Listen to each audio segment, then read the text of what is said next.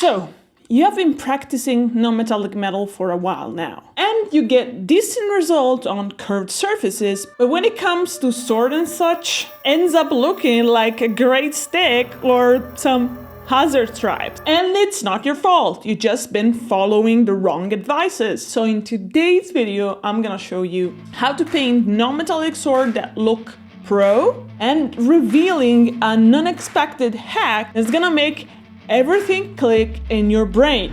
First thing we need to ask ourselves is, why is it so freaking hard to pull off? The answer is actually pretty easy. But first we need to talk about something even more important: color. Here in the color selection stage, you need to make sure you're not making the mistake of choosing just neutral grays or bluish grays, because that's just boring. So choose gray with a bit of color in them. I tend to prefer using earth tones like browns, reddish browns, orangey browns, rather than blues. Earth tones are from, well, the earth, and blue tones should be from the sky. I honestly almost never use blues because in the grimdark world, the sky ain't blue. You'll also need a little bit of saturation both in the shadows and in the highlights. So choosing pure versions of those tones can really help sell the effect.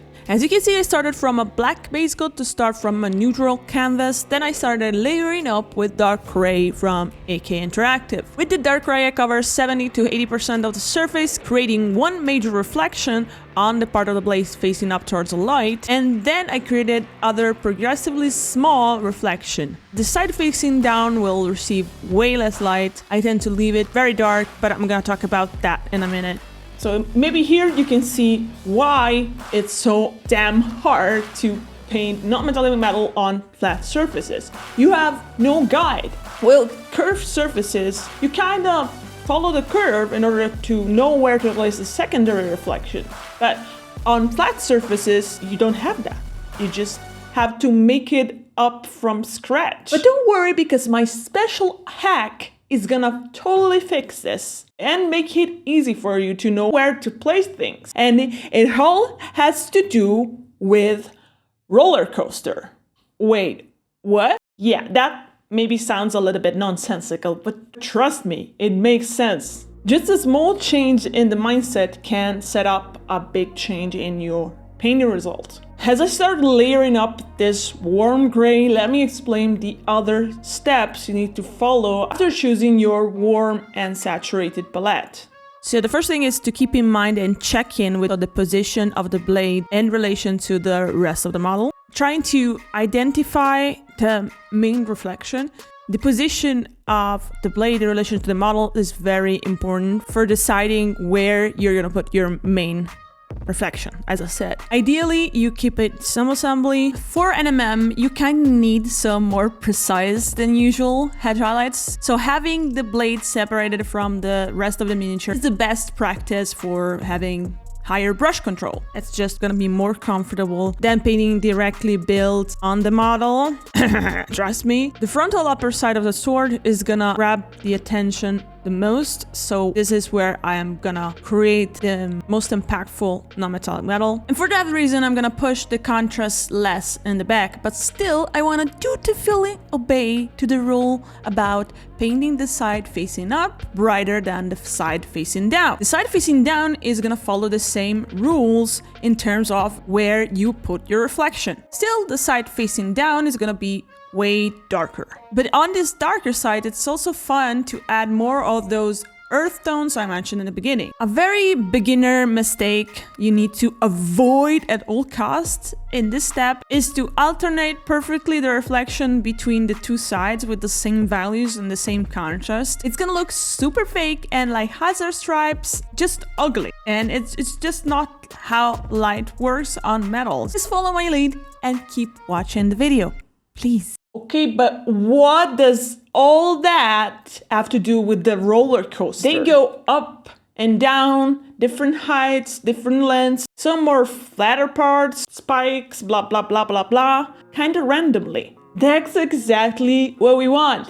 That's the perfect way to describe how to paint a blade or a flat surface in non-metallic metal. You're just gonna pretend that the side facing up is the ground on your roller coaster, and all the different patterns that the roller coaster makes represent the different reflections. I put some free resources for you to download to follow along with this video, so you can download those in the description down below.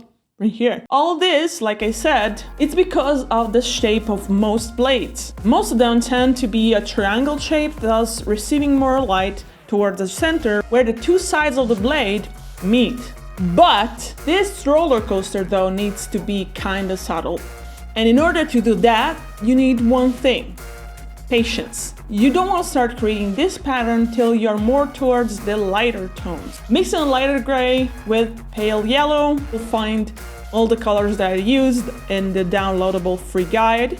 I start both creating the patterns, but also kind of connecting them using little lines, creating both texture and blending all the patterns together. All this time I pretty much used a thinner consistency, more on what I would call a strong glaze consistency. But for the last step, the secret sauce that's gonna sell the effect even more, that's all gonna change. The secret sauce is not just one thing, but rather the combination of two. Use a white and paint dilution. But what does that mean?